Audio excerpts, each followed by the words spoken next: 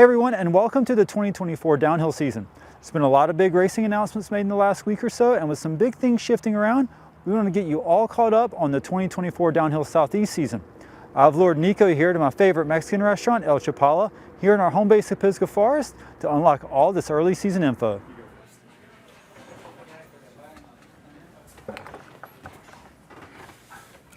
All right, Neko, we're here, and we need to talk about downhill Southeast. Ooh, bueno.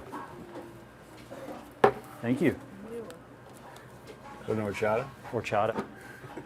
So give us a wrap up on last season. How'd last season go? Last season was great. Ever since 2020 and 2021, we saw a big spike in participation. And what was really cool is over 2022 and 2023, that continued. We averaged over 300 riders per race, and we had our biggest race ever at Rock Creek. We had 440 riders.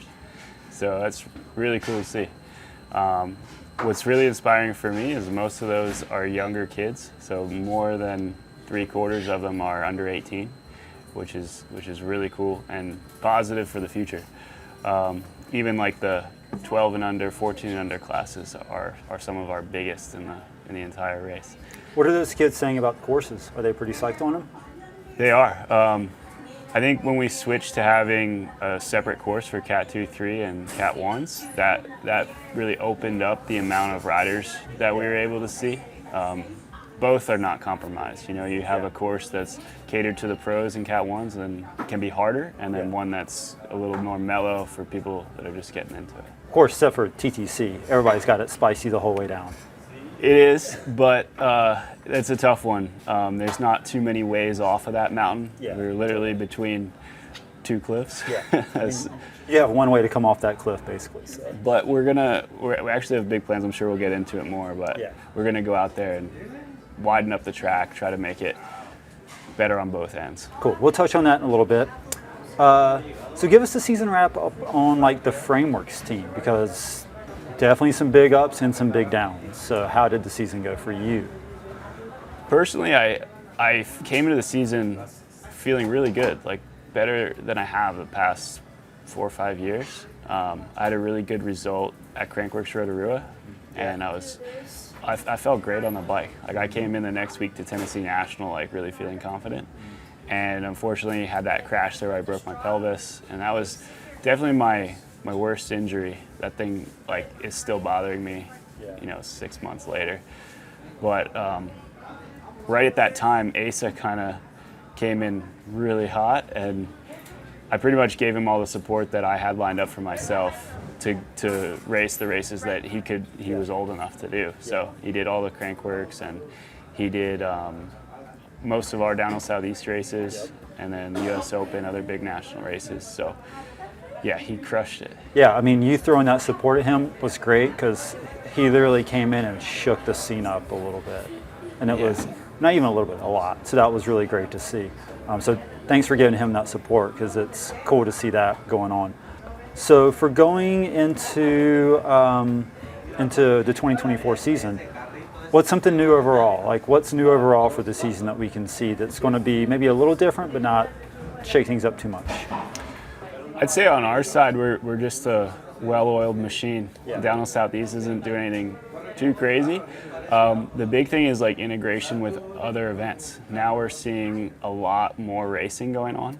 We have over the past couple of years as well, it kind of ramping up. But now with the new Monster Energy Pro Downhill Series, that's a really awesome thing that's happening in the US, something that we've needed for a really long time is a strong national series.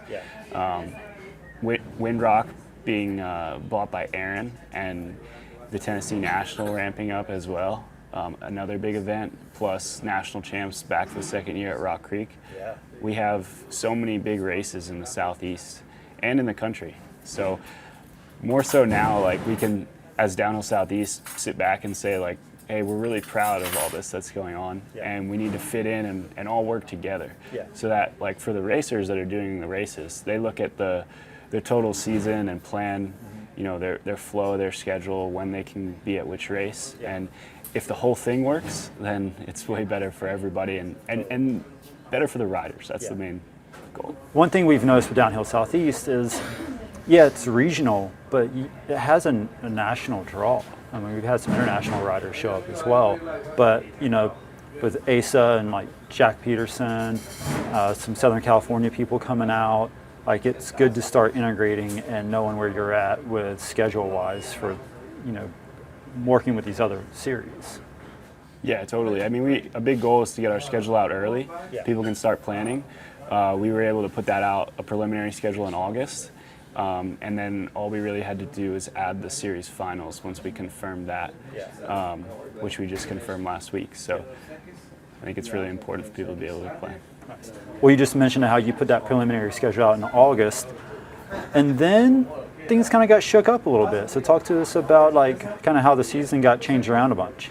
Yeah, honestly, it didn't change too much. Like we just moved the race that we had scheduled for Rock Creek. We gave that to the Pro Downhill Series. Unfortunately, like it couldn't work for a collab to do both races on the same weekend. Like they run their business, we run ours. There's a lot of different sponsors, different consistency between the two series. They're UCI, we aren't. Last year we did it at Mountain Creek, and I thought it was a success. But last year the National Series was a series run by each venue, collectively keeping track of points for pros for a national series. Now Clay Harper, who runs the US Open, owns the Monster Energy Pro Downhill Series, and he and his team will operate every event just like Downhill Southeast does, but nationally. So it's a totally different series, and now that they're running it, he's a good friend of mine, but it just, too many cooks in the kitchen. Like, I couldn't really say, hey, I'm gonna go to work with you tomorrow and take half the money. Like, it's everybody has to do their own job. So we gave that race to them.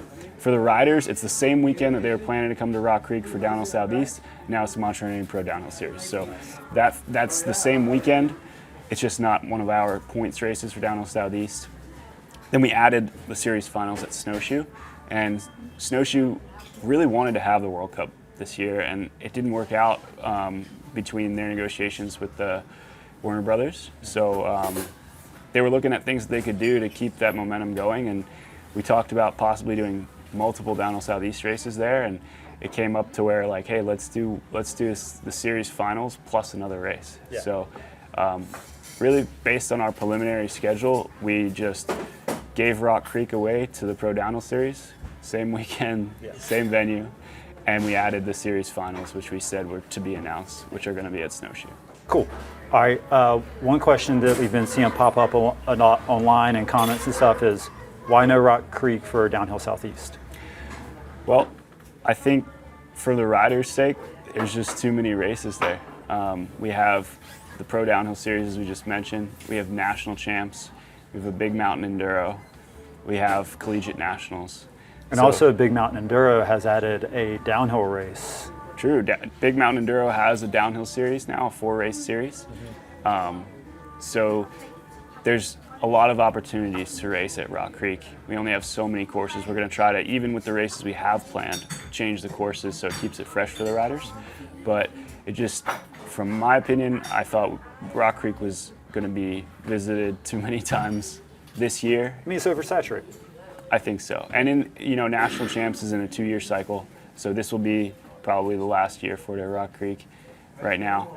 When that moves away, we'll see what other events come in, but I can guarantee you we'll be back at Rock Creek very soon. I mean, it sucks to see that there's no Downhill Southeast in North Carolina this year, but I'm pretty excited about the double snowshoe setup. Yeah, I think it works great. Like, it's the first time we're going to be racing on the basin side in over a decade. I remember they had part of their Powerade series, some really cool tracks that kind of like a version of the P Trail, which is now Rudy Pebbles, and they use some gnarly stuff underneath that chairlift too. There's like a rock drop where you see that like gnarly cave section. There was some cool stuff under there, so I think we'll see. It'll almost feel like all the comforts of Snowshoe with a totally different feel of a race, being on the other side of the mountain, like literally a different mountain. That's awesome. I'm looking forward to it. I'm sure a lot of racers are as well. But we'll touch base on that one as we get closer to that race. But one thing that I wanted to ask you about is we kind of had a sneak peek or I'd say, a leak per se of this refresh downhill southeast season from Go Nuts Racing, which you guys are partnering some weekends on that. So how is that going to look for a race weekend? Yeah, so we really just partnered with Go Nuts on scheduling. We tried to align just the same way I try to align with other national series. Yeah. I share our schedule before it comes out with other promoters so that we can try to work together and not work against each other. Totally. And with Go Nuts, my brother and I, Logan, runs the Enduro Southeast Series. Yep. And we decided that we were just going to focus on downhill going forwards. Okay. So we're not going to do any Enduro Southeast Series any longer. We may do some one-off Enduro races. Okay. You know, like a lot of the stuff that we've done has been like previewing stuff at Rock Creek, which helps us as a test and gets people a sneak peek on the tracks. And gets the tracks written in. Yeah, there may be some other events that we'll do like one-offs, but there won't be a point series, and there's no actual schedule for Enduro Southeast next year. But with that, Go Nuts guys have been running an Enduro series, and we tried to just coordinate. A lot of the times we were going to the same venues, and they were doing some downhill races that they were looking to focus on Enduro. We were looking to focus on downhill. So where we could, we tried to align where they could have an Enduro race on the Saturday, and we could have a downhill Southeast race on the Sunday. Okay. So the big thing we wanted to avoid was too many people in one place. Like a lot of these venues, like, yeah, it's a great idea to bring people together until you have long lift lines and no place to park. Yep. So the venues that we decided to do it are Snowshoe, Massanutten, and Windrock. At Snowshoe, they're going to be based over at Silver Creek. So they're going to run a cross country as well, and they're going to run their Enduro race. That's going to be during our finals at Snowshoe, which the finals are going to be on the western side of the World Cup So they'll track. be on the other side of the They're mountain. going to be on the other side of the mountain on the basin side. All the Enduro stages are going to be pedal access, and their cross country is going to be based in Silver Creek. So we won't be on top of each other. That was the big thing. Like, let's get people together where if somebody wants to do an Enduro on Saturday and a downhill on Sunday, they can, and we can kind of utilize some of the same resources, but we don't oversaturate these venues. And Massanutten, they're going to be over on the western slope, which is their... Oh, that's the complete other side of the mountain. Yeah, so it's like not even in the ski resort. Yeah. And those trails are really cool. There's some awesome Enduro trails. They'll be racing Enduro out of there. It's like a mile away. Yeah. Again, we're not going to be on top of each other, not everybody trying to get up the same chairlift at the same time. I mean, we probably won't even stay at like the same places or anything, because there'll be more like on that other side of the mountain staying at places, and we'll be staying on the other side. Yeah, so that's the goal, is like, try to work together without doing too much. And then at Windrock, I'm not sure exactly what the plan is, if they're going to be racing on the XC trails or if they're going to be where the Enduro is going to be happening, but it's the same thing where it's like, here's the main issue is we can't be using the same chairlift at the same time or same shuttle at the same time. Yeah. And if we can work around that, then great. Let's have the races on the same weekend. Cool. So we'll try it this year. I think it's a good way to get our feet wet and see how it goes. If we can get some crossover, like their racers are almost all different than our racers. Yeah. So we can get them together. Hopefully it just builds the sport. One thing that I've kind of noticed for this next season is it looks like we're going to have like some refreshes on a bunch of courses. So just overall, how is that looking? I mean, a big goal of mine is for the tracks to be good. I'd say, like, I want to go there, I want to do most of the races myself, and I want to be stoked on the courses. So I think all the participants can agree that like the track is such an important part of the weekend. Like when you think back on great weekends or experiences you had, so much of that is to do with the track. All the rest of the logistics, you shouldn't even notice. They should just be good. Yeah. And the track should be like something that stays in your mind. So yeah, we're going to do a bunch of work at TTC. I've been talking with Max Beaupre, who's living over in Tennessee now. He was working with us for a while at Rock Creek and Cayuga, and he's just moved over to Oliver Springs. So he's going to go out with Damon from Windrock, and he and Damon are going to do a bunch of work on the track. We're going to, I wish I had the date right now, but we don't have the date yet for the work day. But we want to have a weekend in February, a Saturday and Sunday, where we go out to the track in TTC and invite anybody who wants to come volunteer for the day.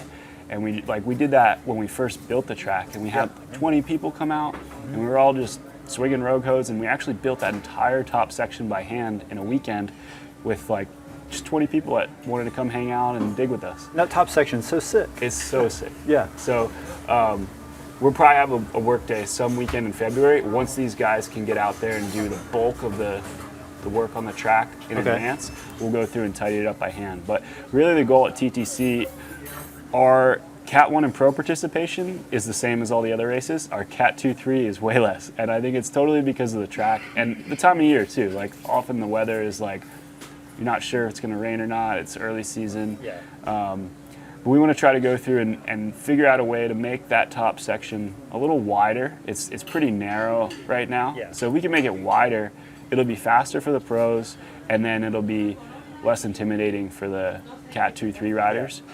And then maybe a couple of sections where there's more line choice. Yeah, where that's you one still thing. have- It's pretty narrow, so you don't have many options. It's a cool track, but there really isn't much going on with line choice.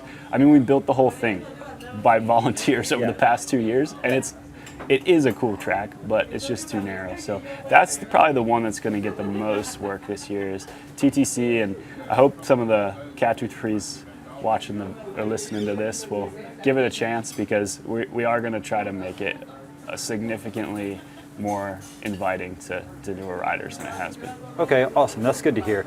Honestly, that's like probably the funnest track in my opinion, but also I'm not a racer, so I look at things completely different than a lot of you guys. It's cool to go to TTC because it has such a different feel. Like we're starting in someone's backyard. The track's all like hand built and kind of janky.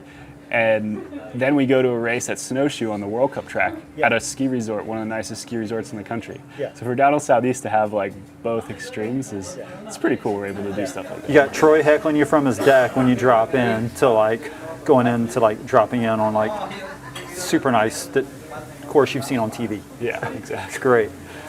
Don't want to go into too many details on the other courses, but it sounds like might see some changes at Windrock.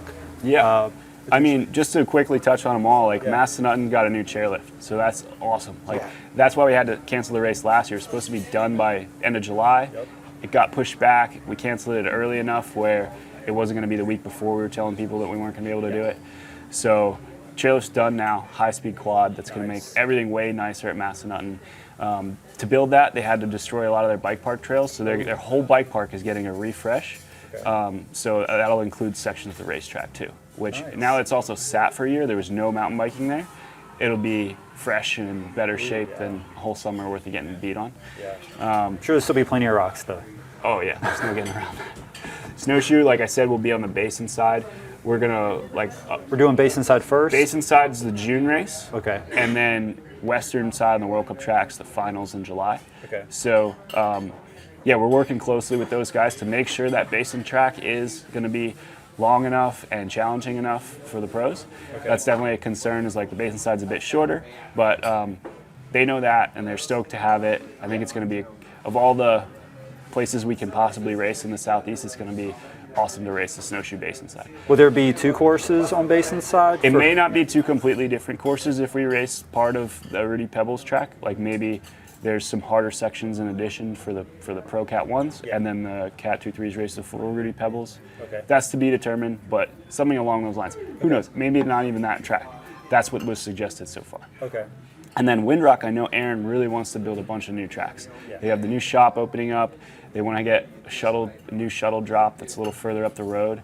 So their goal is to move everything further east on the mountain, so more towards where like the windmill trails are. And that'll mean new downhill tracks, new bike park trails over in that zone as well. So I don't know how quickly all that's going to happen, but with our race being later at Windrock, being in June, I think there's a really good chance we're going to see a new track at Windrock, which is super cool. That would be real sick. So I'm really excited for that. And then obviously series finals will be on the World Cup track at Snowshoe, which everybody loves. It's the race they get to see on TV and then go ride it themselves.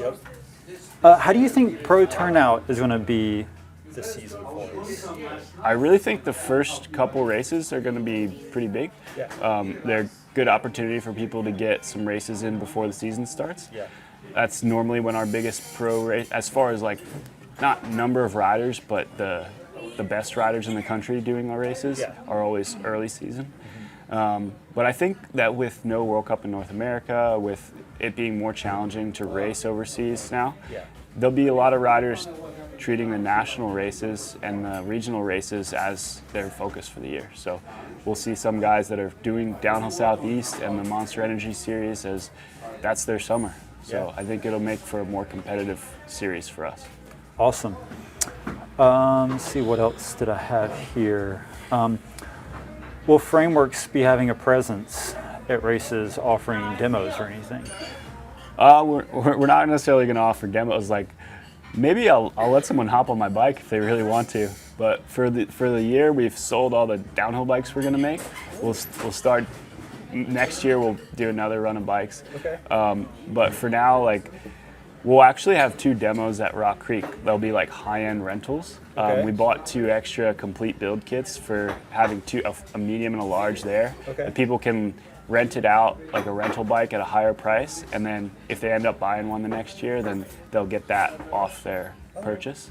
So that's a cool chance for people to check one out. Yeah. But at the races, like, we'll be at the first couple of them with me and Asa. Yeah. And we'll have any spare parts for the bikes. Like, I'll have tackle box with all the bolts and bearings. Yeah. Anybody that has a Frameworks, like Logan is going to run every Downhill Southeast race. There'll probably be 1 or 2 in the middle of the season that we might be in Europe racing. Yeah. But he'll be there, and he'll have in the Downhill Southeast trailer at least every component for a Frameworks bike. So any of our local riders who bought one this year, they know they'll get support, which is, I don't think you can see that from any other brand at the races. Nice. If you break a pivot bolt, like, you won't break one unless you over torque it yourself. But if you do, we'll be there and help you out. But yeah, maybe in the future when we're doing more than just like the small batches, then we'll be able to do something like that. Okay, cool. If anybody wants to hop on my bike, just ask me. Okay. I'd let anybody jump on it. All right. Just as long as they're not doing your practice or race times, right? Yeah. How's your schedule looking? Like, what's kind of your plan for this coming season? Yeah, I'm going to race the full World Cup schedule. Okay. I'm going to do as many of those national races and Downhill Southeast as I can. Okay. Like I said, there might be some June and July that overlap with other World Cup races when we'll be in Europe.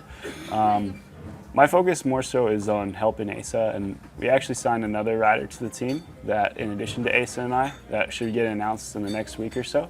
Okay. So he's a guy who's had a couple World Cup podiums and a really good elite rider. So I'm stoked to have him on the team, and my goal is to just more so help those guys than do the results for myself. Like, I want to use the races as opportunities to test new concepts for Frameworks. We have a bunch of new stuff that we're working on, like a bonded frame, possibly a gearbox frame, some other stuff that I don't know if it's going to be better or not, but you're going to try it. You never know until you race it. I can go ride it today on a Tuesday and see how it feels, but until you take it to a World Cup, you don't know everything. So I don't want to put those guys on any equipment that's not proven in a race to be reliable and faster.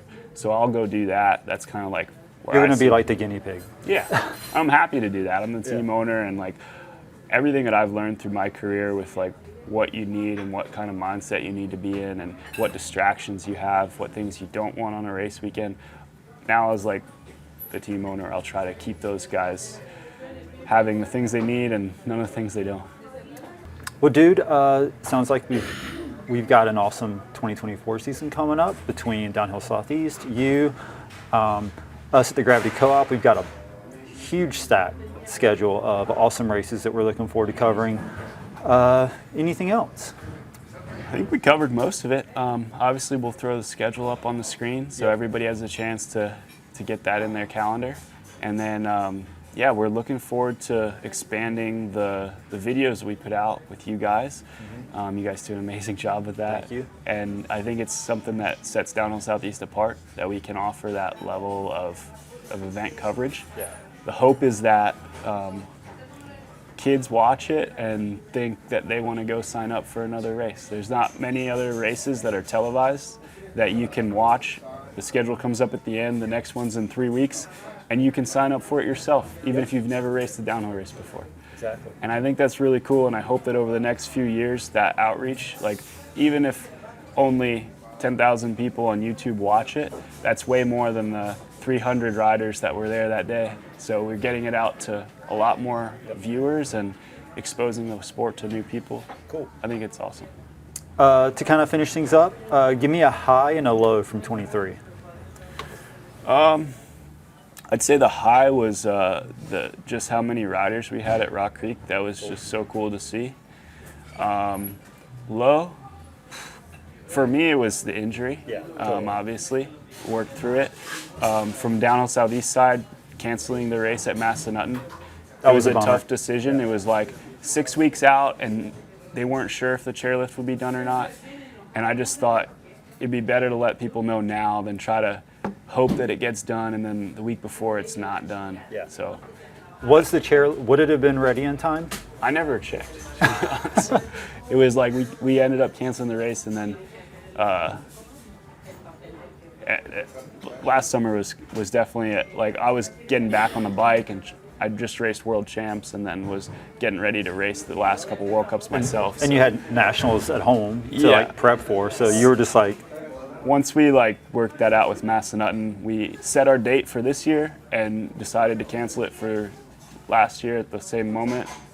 I never really followed up at it. Would it have been done or not? So, yeah. so we don't know. But either way, know. well, sweet dude, thanks for stopping by, and Yeah, just want to say thanks to SRAM and all their brands, RockShox, the whole umbrella of SRAM products. Yeah. We couldn't do these videos without their support financially, and really elevate the series to the level it is without their support.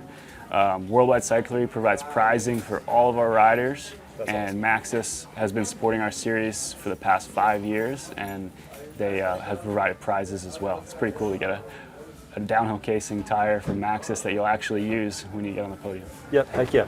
Well, sweet dude, thanks, man. Yeah, cheers. See you out there.